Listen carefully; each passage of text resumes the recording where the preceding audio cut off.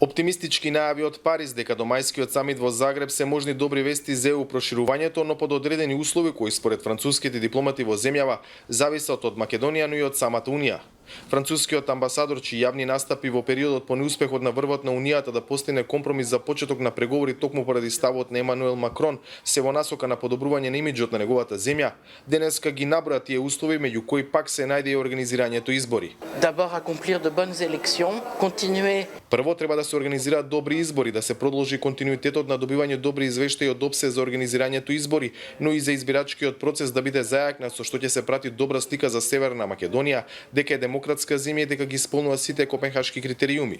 Потоа останува на големите политички партии да се договорат за начинот на организирање на изборите, но исто така и да се договорат за поуспешна борба против корупцијата и за судство еднакво за сите, кое успешно ќе се справува со корупцијата.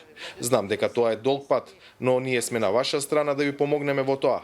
Знаете дека постои тој процес на ревизија на Европската Унија и ако се дадат позитивни точки до месец мај и од ваша и од наша страна, мислам дека ќе добиеме добри вести. Ваквата изјава на врвниот француски представник во Македонија доаѓа по низата критики на Европската комисија, но и на одделни земји членки кои сметаат дека тактизирањето на Макрон може да предизвика бран на незадоволство на Балканот и појава на други глобални играчи во регионот. Во критиките се приклучи американската администрација, која сега е во редот држави предводници кои очекуваат врвот на Унијата да донесе позитивна одлука за старт на преговори и за Македонија и за Албанија. Метју Палмер, специјалниот представник на државниот секретар за Западен Балкан, пораката од минатонеделната посета на Скопје повтори денеска во Белград. Унијата прати лоша порака за целиот регион со неотворањето пристапни преговори со Северна Македонија и Албанија. Ќе направиме се за Европската Унија да го промени ставот, изјави Палмер по средбата со српскиот претседател Вучич.